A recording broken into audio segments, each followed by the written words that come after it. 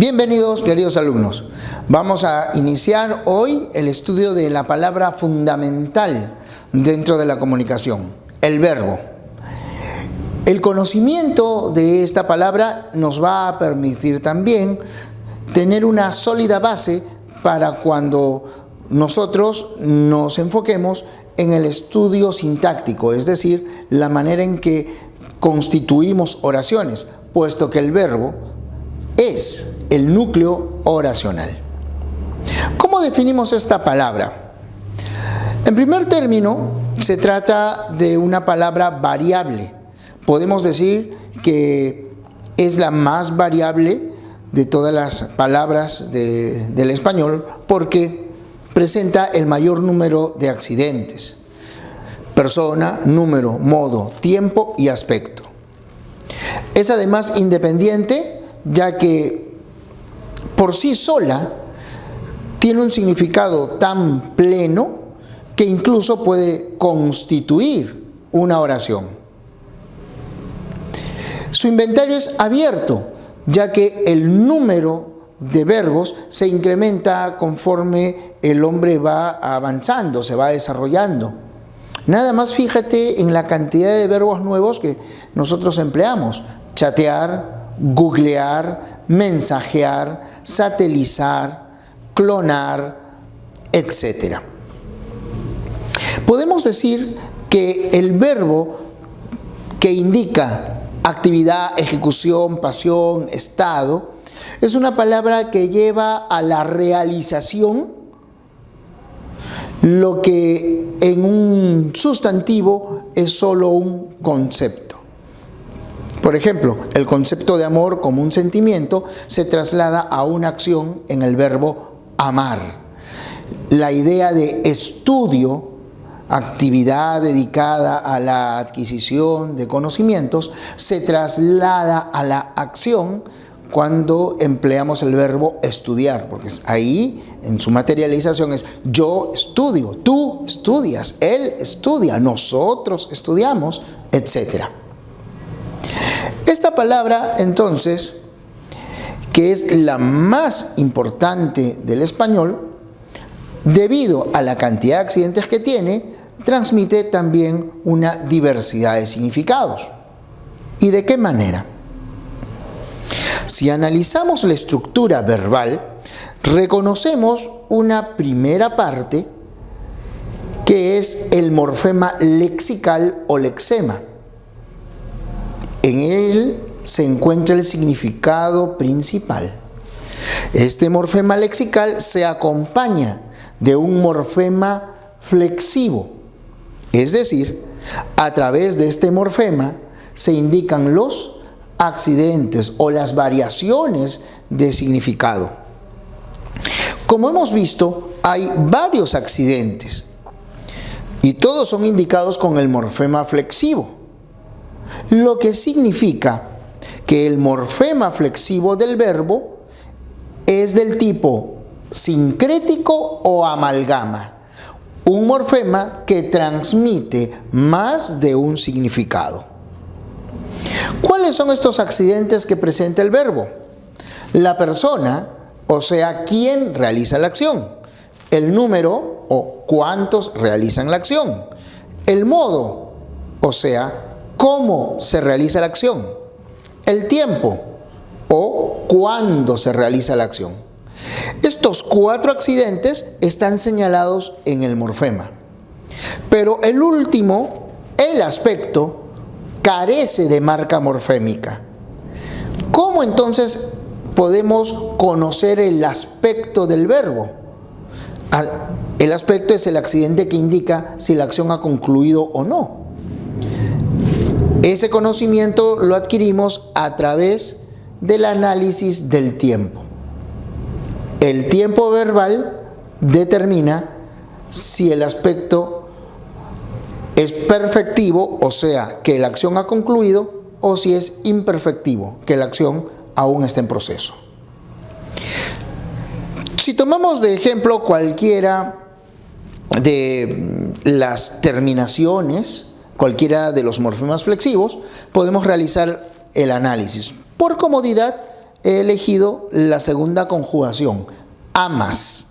Entonces es tú amas, en consecuencia, segunda persona. Solo uno realiza la acción, tú, por lo tanto el número es singular.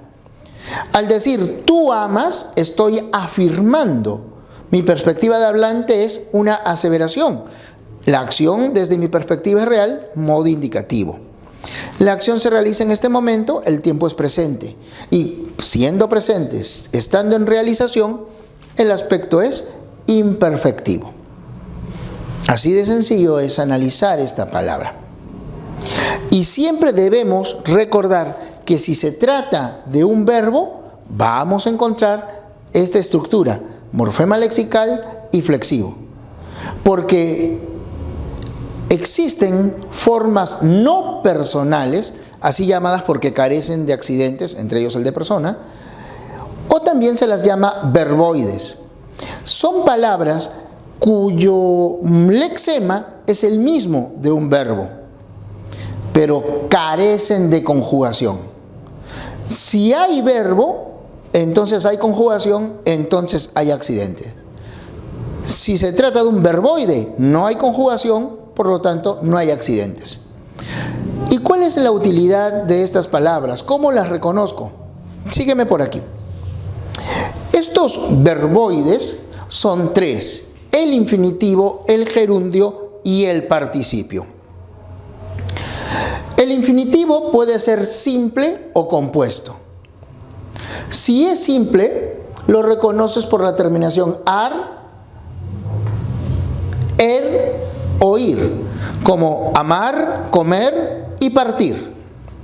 Si es compuesto, entonces esa terminación está en el auxiliar haber, al que se añade el participio del verbo al que hacemos referencia. O sea, infinitivo simple, amar; infinitivo compuesto, haber amado; infinitivo simple, comer; infinitivo compuesto, haber comido; soñar, haber soñado; decidir, haber decidido; creer, haber creído; romper, haber roto; decir, haber dicho, etc. Estas palabras, los infinitivos, ¿qué función cumplen? Mira aquí. Comer a deshoras causa gastritis. Si realizamos un análisis, nos damos cuenta de que este es el sujeto y este es el predicado, y que el núcleo del sujeto es esta palabra, comer. Es decir, un infinitivo. Y la pregunta es, ¿qué palabra cumple esa función? Y tú recordarás que la palabra que cumple la función de núcleo de sujeto es un sustantivo. Quiere decir que la función que cumple el infinitivo es la de sustantivo. Lo mismo se aprecia en esta otra oración. Lamentó haber dejado sus estudios. Todo esto es el predicado, ya que el sujeto es tácito, él o ella. Núcleo del predicado, lamentó. ¿Y qué es lo que lamentó? Haber dejado sus estudios. Quiere decir que este elemento es el objeto directo. ¿Y qué palabra cumple esa función de objeto directo? Nuevamente, el sustantivo. Por eso, cuando el infinitivo está solo, cumple las funciones del sustantivo: sujeto, objeto directo, etc. El gerundio. Este verboide se caracteriza por la terminación ando, yendo, yendo. Amando, comiendo. Los irregulares, terminación yendo, leyendo, creyendo. Y las formas compuestas, así como ocurre con el infinitivo, también apelan al verbo haber. Entonces, con gerundio compuesto de amar, habiendo amado; gerundio compuesto de comer, habiendo comido. Mira la diferencia. Leyendo, habiendo leído; Cocinando, habiendo cocinado. Cantando, habiendo cantado.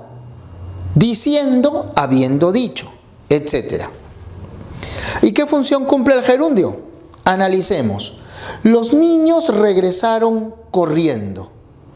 Aquí está el sujeto, este es el predicado, y la palabra corriendo me dice cómo regresaron los niños. Regresaron es el núcleo del predicado, es el verbo. Por lo tanto, esta función es la de complemento circunstancial, en este caso circunstancial de modo. Esa función de circunstancial, esa función de modificador de un verbo corresponde al adverbio. Igual aquí, habiendo confesado, pidió perdón. Todo esto es el predicado, ya que el sujeto es tácito. Pidió, núcleo de predicado, perdón, objeto directo. ¿Y cuándo? ¿Cómo? Habiendo confesado. Nuevamente observamos, nuevamente comprobamos que si está afectando al verbo, se trata de un adverbio. Puede ser simple o puede ser compuesto. En lo que debes tener siempre mucho cuidado es en lo siguiente. El gerundio solo puede indicar acción simultánea o anterior. O sea, la acción del gerundio es anterior a la que indica el verbo principal. O simultánea. ¿Qué fue primero? Confesar. Entonces, habiendo confesado, pidió perdón, ¿no? O simultánea. ¿Cómo regresaron? Corriendo. Regresan mientras están corriendo. El gerundio no puede indicar acción posterior. Ese es un error que suele cometerse incluso en medios de comunicación. Por ejemplo, el ministro se presentó en el Congreso recibiendo mucha oposición. O sea, se presentó ya recibiendo. O a partir de su presentación es que recibe oposición. Te envío un sobre conteniendo la carta. El conteniendo la carta aparece como un modificador de sobre. Sobre es un nombre, un sustantivo. El adverbio, el gerundio no tiene función adjetiva. El gerundio tiene función adverbial. Lo correcto es, te envío un sobre que contiene la carta, que contiene las fotos. Luego tenemos el participio. Dos clases, el activo y el pasivo. ¿Dónde está la diferencia? Además de la terminación, que puede ser ante y ente, y en el caso de los irregulares, yente. Los participios activos ejecutan la acción. Y los pasivos, que tienen terminación ado, ido, y en el caso de los irregulares, to o cho, en esos casos, los participios pasivos reciben la acción. Mira la diferencia. El que ama, amante. El que recibe amor, amado. El que preside, presidente. Aquello que se preside, presidido. Cantante, cantado. Caminante, caminado. Teniente, tenido. Creyente, creído. Así es como diferenciamos el participio activo del pasivo. ¿Y cuál es la función que cumplen? Aquí, mujer amante de la lectura. Quiere decir que esta palabra señala una característica de mujer. Ahora, este de la lectura es un complemento de amante. Entonces, todo esto, amante de la lectura, modifica a mujer. ¿Está comportándose como qué? Se está comportando como un modificador directo. ¿De qué? De un nombre. Por lo tanto, ¿cuál es la función que está cumpliendo? Está cumpliendo la función de adjetivo. Aunque este de aquí también puede ser, ¿qué cosa? También puede ser un sustantivo. Y es que si se trata del participio pasivo, este siempre va a funcionar como adjetivo, pero el participio activo puede ser ambas cosas, ¿no? El amante dejó a la amada. El presidente se dirigió al parlamento. La mujer amada fue rehabilitada por sus hijos. El comité presidido por el alcalde terminó sus tareas. Acá igual, la palabra amado modifica a niño, es un modificador directo, entonces la función, como hemos dicho, es la de adjetivo. Entonces recuerda, el infinitivo cumple función de sustantivo, el gerundio cumple función de adverbio y el participio cumple función de adjetivo. Por último, si estas palabras se acompañan de un verbo auxiliar, constituyen una estructura un poco más compleja, pero equivalente a un verbo. Esta estructura se denomina perífrasis verbal. Ellos van a viajar a Cusco, ellos viajarán. Yo estoy leyendo la Odisea, yo leo la Odisea. Tú has colaborado mucho, tú colaboraste mucho. En estos ejemplos puedes ver la equivalencia entre una perífrasis y un verbo, pero no siempre es así. Y la equivalencia no es tampoco idéntica. Por una razón, las perífrasis verbales aportan un matiz, lo que podríamos llamar un modo, ¿no? En la realización de la acción. Por ejemplo, ellos van a viajar, ellos viajarán. Si comparas el van a viajar y el viajarán, hay un matiz de seguridad, hay un matiz de proximidad en el tiempo. Igual ocurre con las demás perífrasis. Debes, eso sí, saber reconocer siempre las estructuras.